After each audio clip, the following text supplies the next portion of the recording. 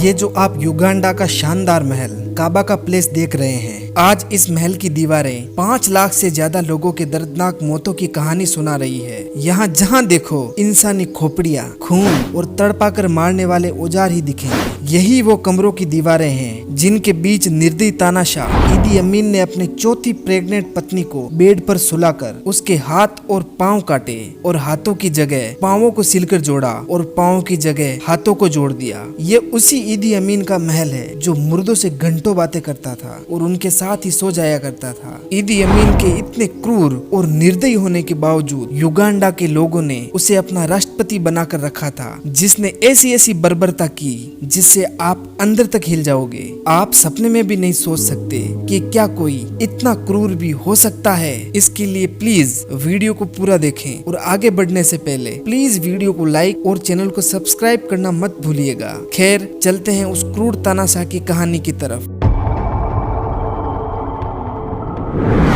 1924-25 के बीच north west Uganda के छोटे से काकुआ ट्राइब में जन्म हुआ ईदी अमीन का। उस समय युगांडा भी बाकी देशों की तरह अंग्रेजों के अत्याचार का गुलाम हुआ करता था। अब 20 या 21 साल की उम्र में ईदी अमीन ने ब्रिटिश सेना ज्वाइन कर ली। वो 6 फुट 4 इंच का शक्तिशाली दिखने वाला ईदी अमीन ब्रिटिश सेना का फेवरेट बन गया। ईदी अमीन ब्रिटिशर्स के लिए इतना वफादार हो गया था कि उनके लिए अपने ही लोगों को मारने लग गया। 1952 से 1960 तक माओ संग्राम में केन्या और सोमालिया के खिलाफ अंग्रेजों की तरफ से ईदी अमीन लड़ रहा था। वो इतना क्रूर था कि सामने वाले सैनिकों को जिंदा ही दफना देता था या इतनी वहशी तरीके से मारता था कि सामने वाले लोग डरकर भाग जाते थे। उसकी क्रूरता की वजह से वो मशहूर होने लगा और उसका मिलिट्री रैंक बढ़ता ही चला गया और 1962 में ब्रिटिश सेना का दूसरा सबसे हाई रैंक का ऑफिसर बन गया। ब्रिटिश सेना के साथ लड़ते लड़ते उसने मिल्टन ओबोटे नामक अधिकारी को अपना दोस्त बना लिया था। ओबोटे भी ब्रिटिश सेना में हाई रैंक पर था। 9 अक्टूबर 1962 को युगांडा को स्वतंत्रता मिलने के बाद मिल्टन ओबोटे बन गया युगांडा का राष्ट्रपति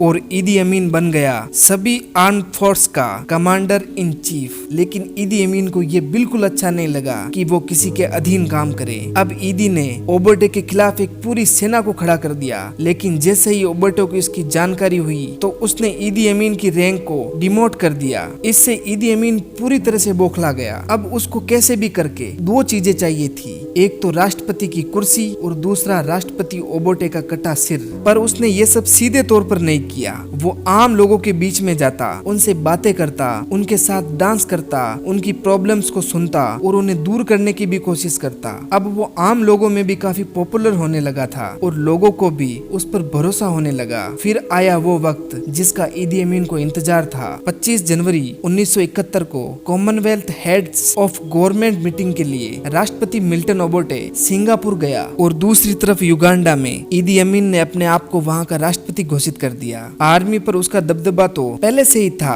प्लस अब लोग भी उसे पसंद करने लग गए थे। अब यहीं से शुरू हुआ युगांडा के इतिहास का काला पन्ना। इसे काला पन्ना न कहकर पूरी की पूरी काली किताब कहा जा सकता है। राष्ट्रपति बनने के बाद सबसे पहले उसने ओबोटे को युगांडा में एंटर करने से ही बैन कर दिया और उसने ये ऐलान करवा दिया कि जो भी कोई ओबोटे का समर्थक होगा उसे सिर्फ सीधा मृत्युदंड दिया जाएगा। इसके बाद ईदी अमीन ने खूंखार हत्यारों की एक सेना बनाई जिसके बारे में ईदी के अलावा किसी को पता नहीं था। इस सेना का एक ही काम था कि जो भी ओबोटे का सपोर्टर है और ईदी अमीन के खिलाफ है उनको तुरंत ही मार दिया जाए। केवल शक के आधार पर ही ये सेना पूरे के पूरे कबीलों को नष्ट कर दिया करते थे, जिनमें बच्चे, बूढ़े और औरतें भी होती थी। इसी सब के बीच एक सिरफिरी सी चीज हुई। 1972 में ईदी अमीन को एक सपना आया। उस सपने में उसे गॉड ने आदेश दिया कि वो सभी एशियन को युगांडा से बाहर निकाल दे। अब सुबह उठते ही उसने सभी एशियंस को युगांडा से बाहर निकलने का फरमान सुना दिया। I had a dream sent last night from God.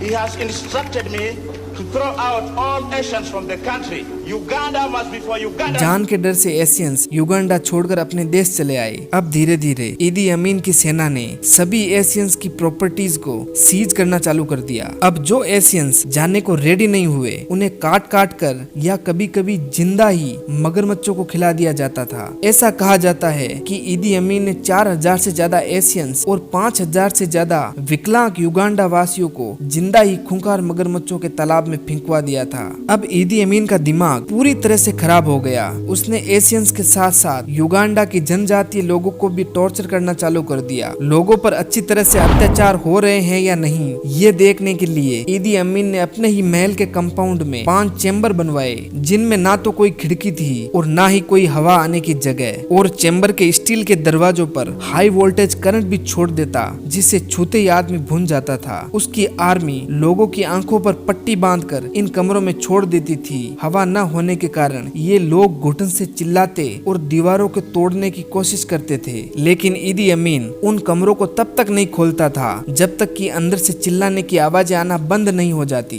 फिर वो अंदर मौजूद सभी लाशों को बाहर निकालकर मगरमच्छों को खिला देता था। कभी कभी तो उन चेम्बर्स में पानी छोड़ता, फिर उस पानी में हाई वोल्टेज बिजली प्रवाहित कर देता था, जिसमें अंदर मौजूद सभी लोग झुलस कर मर जाते थे। ऐसा भी कहा जाता है कि ईदी अमीन हिटलर का सबसे बड़ा समर्थक था।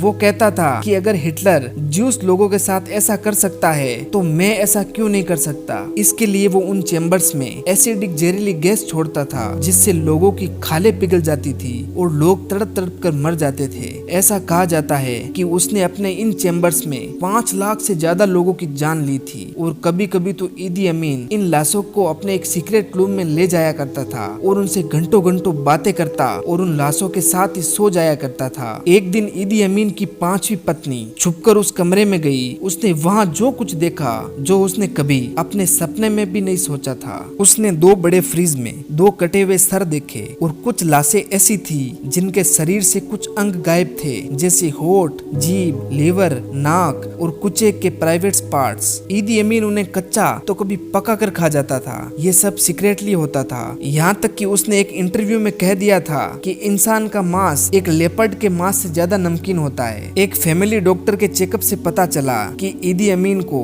हाइपोमेनिया, स्किज़ोफ्रेनिया और सिफिलिस जैसी दिमागी बीमारियां है, लेकिन वो इसे मानने को तैयार नहीं था और उसने अपने डॉक्टर को भी मार दिया और उसका ब्रेन पानी में उबाल कर खा गया। अब उसका पागलपन और ज्यादा बढ़ता चला गया और ज्यादा पावर पाने के लिए उसने तंजानिया पर हमला कर दिया, पर वो हार गया। हारने के बाद वो लीबिया भाग गया और वहाँ से सऊदी अरेबिया, और अंत में 16 अगस्त 2003 में ऑर्गन फेलियर की वजह से उस क्रूर तानाशाह का अंत हो गया। तो दोस्तों, आपको आज का वीडियो कैसा लगा कमेंट करके अपनी राय जरूर दें। वीडियो अच्छा लगा तो प्लीज वीडियो को लाइक और चैनल को सब्सक्राइब करना मत भूलिएगा। वीडियो को लास्ट तक देखने के लिए थैंक यू, धन्यवाद, शुक्रिया। जय हिंद।